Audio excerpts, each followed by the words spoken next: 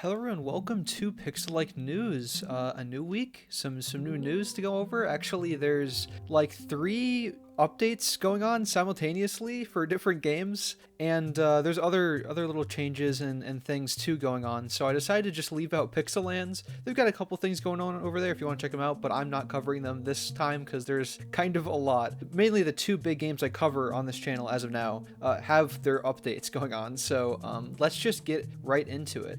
The first one is Crystal Realms' Goblin Hideout update is announced, and then they also have their special event Madness sort of update that just released. So first of all, for just the special event Madness, they've got new lava slimes that's spawn for speed potions, which could be helpful for all these different special events. There's 10 different events that can spawn, and some of them are like conditional, like you have to have 4 players to initiate the event in the world.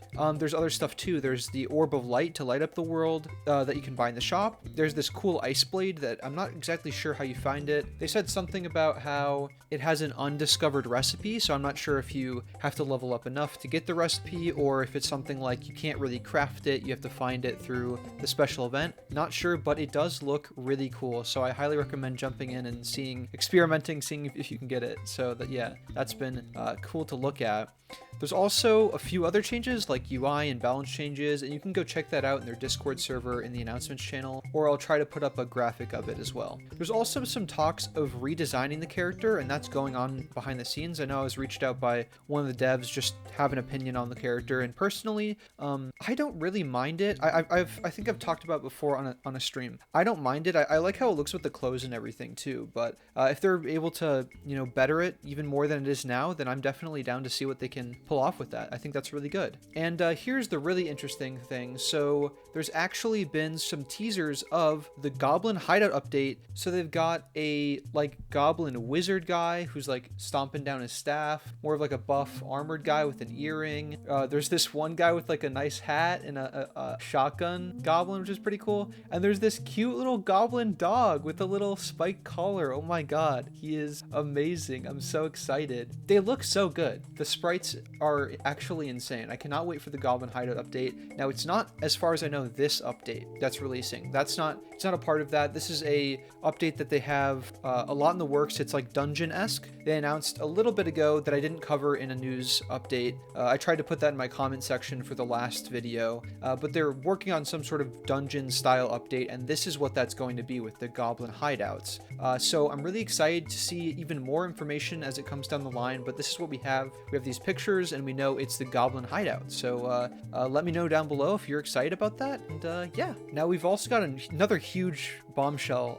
Bloxia's Pirates vs. Vikings update is finally released, and there's also some mobile release delays. So I'll mention at the back end of this. So for starters, let's just go over like the quick kind of balance changes they give. There's legendary items and cosmetics, so you can get rare items like the Mjolnir, I think that's how you pronounce it, Mjolnir Leviathan Axe. There's a Kraken sword, and there's even more they mention. The hammer is really cool. If you guys seen it, I can show a clip of it as well.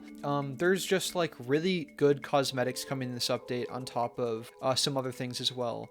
There's going to be some spleef battles hosted in a world, which is pretty cool. You can probably get some rewards there. And then there's also new recipes, new item packs, which is pretty cool. Of course, there's the Pirate and Viking packs, part of this Pirates vs. Vikings update. There's also a gamble box. I'm not sure what the gamble box is. I'm going to have to jump in the update and check it out. I'm actually going to be, I'm going to have live streamed the update and checked it out for this gameplay. But yeah, I'm just going to have to see what the gamble box is. I think it's something you can potentially buy in the store, but I don't want to spread misinformation. So I'm just going to say there's a gamble box out there. You should try it out, see what it is, and let me know what you think of it as well. Yeah, there's tons of content. So there's also blocks and decorations. So the blocks and the props and everything look great. Obviously reminds me of the Pirates update mainly from Pixel Worlds, because they've got those cool ships and like the ropes and the cannons and the canvas like sails or whatever. It's very cool. And yeah, there's the Mjolnir hammer, so you can go and find Mjolnir fragments, and you have the possibility to craft it, which is going to be really cool.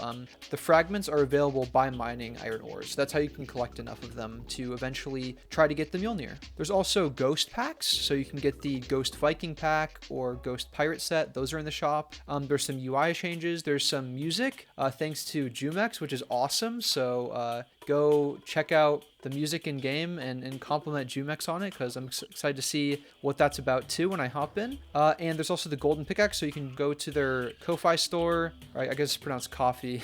You can go to that store and you can get the bundle of gems and the golden pickaxe, which is a 2-hit to any block, and just support the game if you'd like to do that. And with the Viking pack, which is probably the thing I'm most excited about, funny enough, is there's a new farmable, the ice blocks, so they can give you up to 7 gems, and seems like you can farm it. I'm not sure if it's, you know, diminishing returns every time you break enough, you'll get less each time. I'm not sure if somehow you can get infinite. I think that'd be too OP, but because remember, there's no seeds, it's a crafting style game, so I have to remember that.